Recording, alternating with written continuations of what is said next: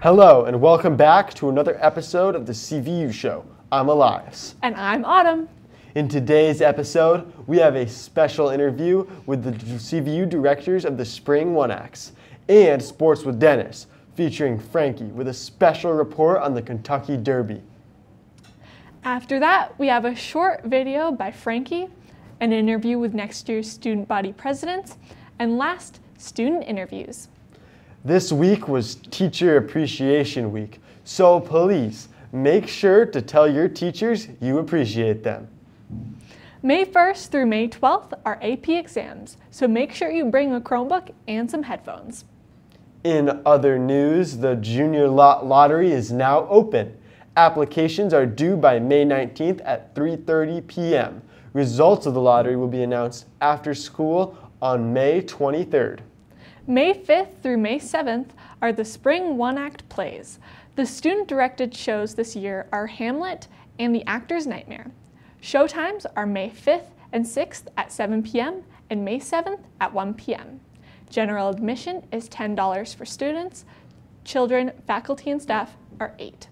Tickets at the door are $11 and $9.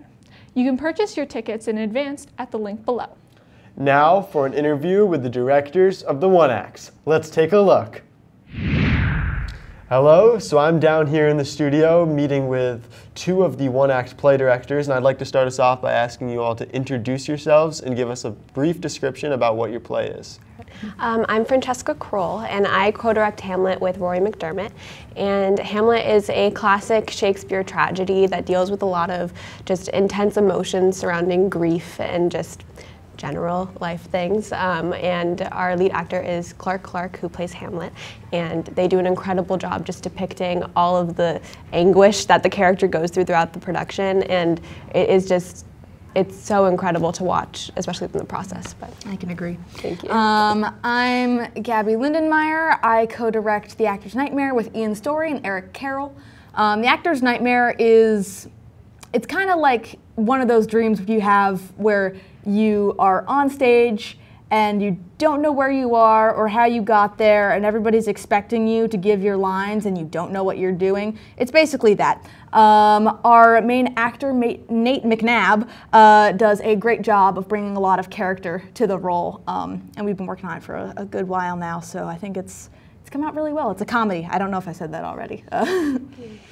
All right, so my next question is, well, how long have you guys been working on your production?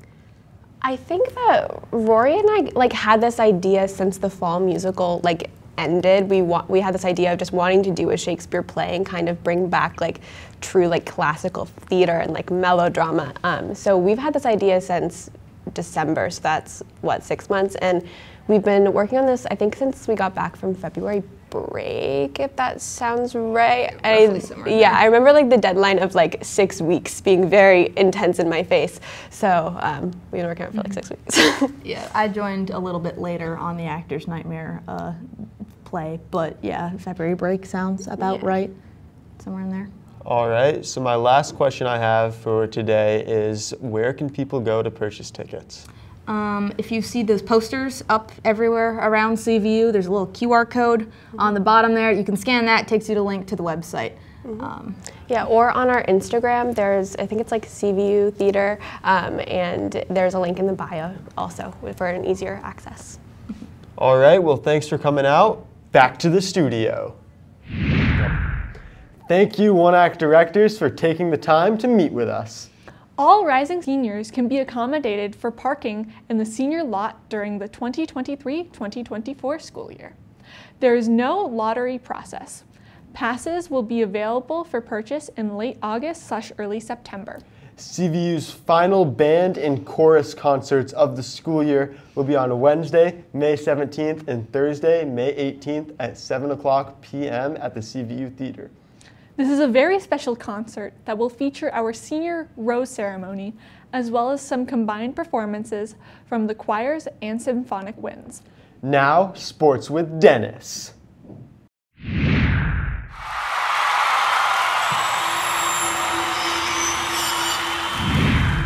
What is goody, everyone? It's Dennis here for sports.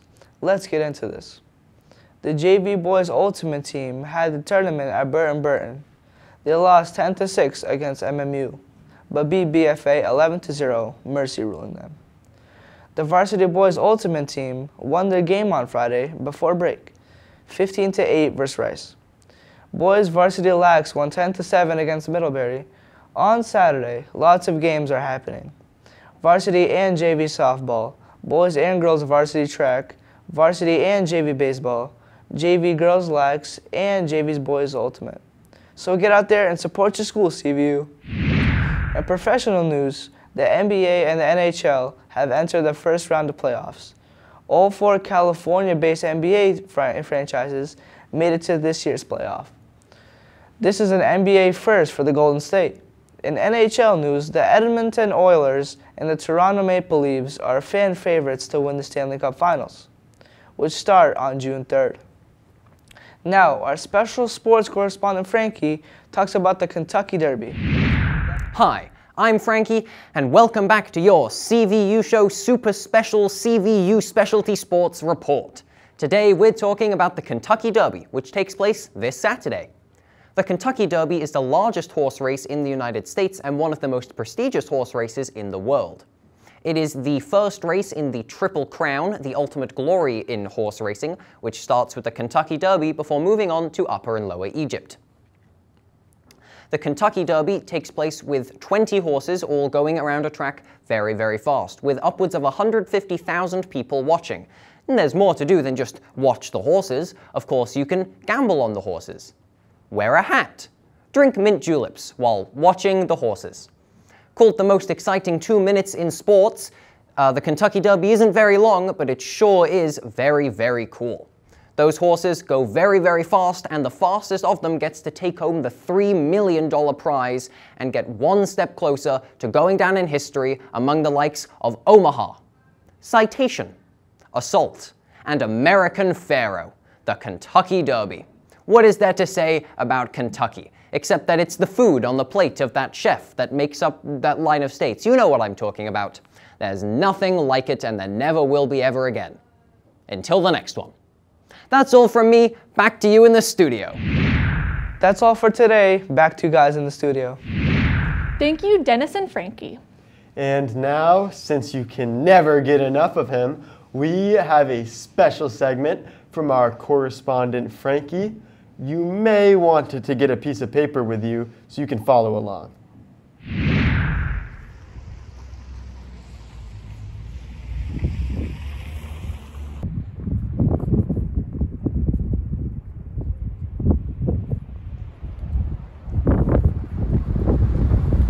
I really like paper airplanes, but I suck at making them. I never learned any of the cool, fancy designs, so I was always ostracized by my peers whenever we had paper airplane competitions. So I had decided that I was simply not going to make any paper airplanes, until one night I was watching QI, it's a British TV show, and they demonstrated the tube plane.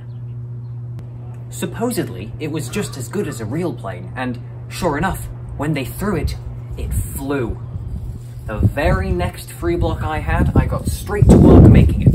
A process which I will share with you right now. So to make your own tube plane at home, what you're going to want to do is take this piece of paper and you're going to want to fold it in half, or in thirds rather, so that the seam is halfway down the new piece of paper. Then you're going to want to take that and fold it again so that the new seam lines up with where the old seam was. Make a nice strong crease, and then you're going to want to do that one more time. Again, fold it over so that the new seam is where the old seam was, line up the paper, and give a nice strong crease. This is going to ensure your plane is strong and sturdy. Then you're going to want to roll the paper over some sort of curved object. A table edge works quite well. This is going to break up the paper and make it easier to roll into a cylindrical shape. It should stand up on its own, slightly curved. Now, what we're going to do is find this little V you can see here and slot it inside of the little V on the other side. Pretty easy. You just slide it. Screw it. Okay, so it doesn't look great, but it's finally in. So now to make it a little sturdier so that it doesn't fall out, you're just going to fold it over. It's not going to look great, but it'll look better eventually. I swear to God. Okay, and there you have it. An easy way to make a nice little plane. The plane works where bits of air gets trapped in the pores in the paper, and they get sort of dragged along with the plane as it spins, which causes it to keep on spinning. It also acts a bit like a plane's wing, but in a continuous loop, where the air traveling around it moves faster than the air traveling inside of it, and this generates lift. You throw the plane in much the same way as in American football. You sort of grab it like this, give it a little spin, and off it goes. And so now I feel confident, knowing that I can make a plane which can hold its own against some of the more popular designs. It's tricky to make, I'll give you that, and it certainly takes some practice to throw, but I think what's undeniable is that it looks pretty cool.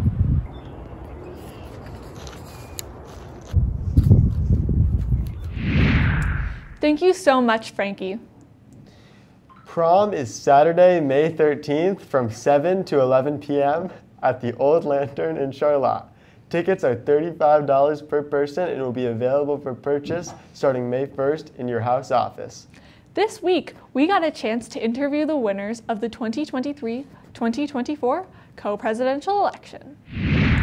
Hey guys, we're here with Nick and Ollie, the future student body presidents. Could you tell us a little bit about yourself? Yeah, well, thank you for having us. We're super excited to be here. My name's Oliver, Oliver Cheer. I was in Fairbanks as a freshman. One fun fact about myself is I like to spend a lot of time kind of with my family, like especially with my dog. Whether that's taking him swimming or going on a hike or walk or whatever. That's definitely what I enjoy doing.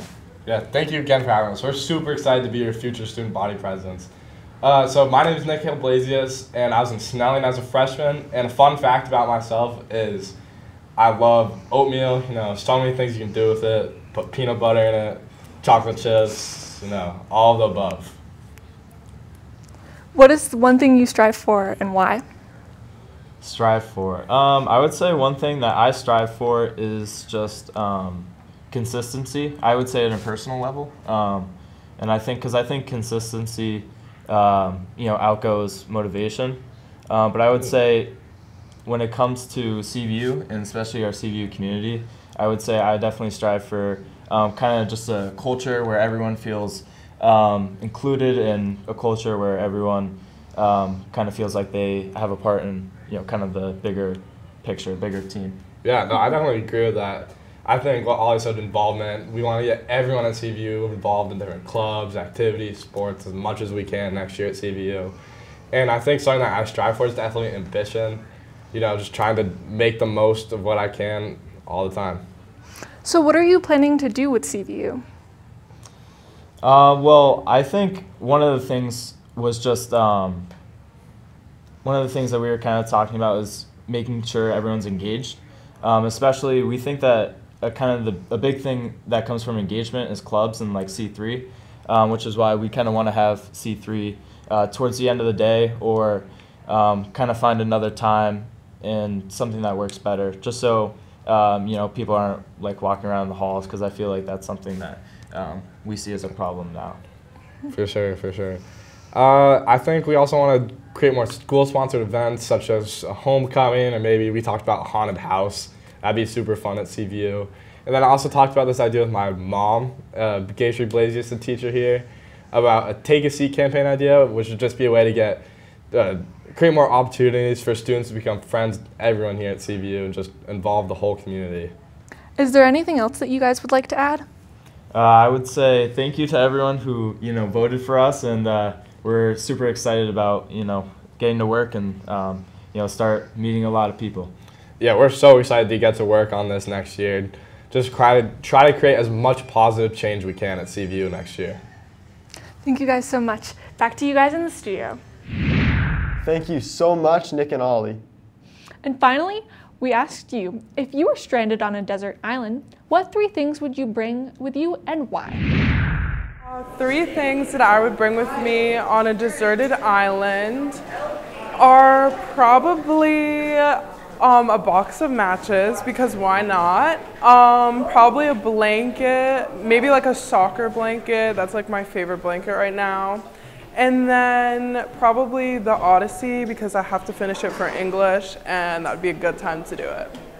If I were on a deserted island, I'd probably need to bring an axe and some sort of water filter and something to give me shade. 3 things I would bring with me on a deserted island are food, water, and shelter. 3 things I would bring on a deserted island would be peanut butter, a tent, and water. The 3 things I would bring with me on a deserted island are water, probably pizza, and a picture of my family. Riley McDade, pause, my phone, and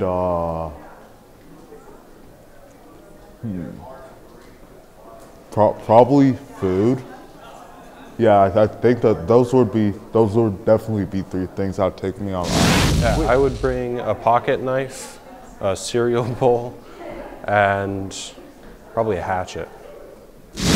3 things I would bring would be probably family, and probably pizza for food, and like a ball or something to do, I guess. 3 things I would bring with me are my phone. Does my sister count? All right, and then probably like this blanket I've had since I was like 7. 3 things I'd bring with me is a compass, a water bottle, and probably a flashlight. Thank you to everyone that answered this week's question. To end today's show, we have a riddle. If you cut me in half, I'm nothing. Put me on my side, I'm everything. What am I? Comment down below if you know the answer. That's it for this week's episode, CVU. Thanks for watching and see you next week.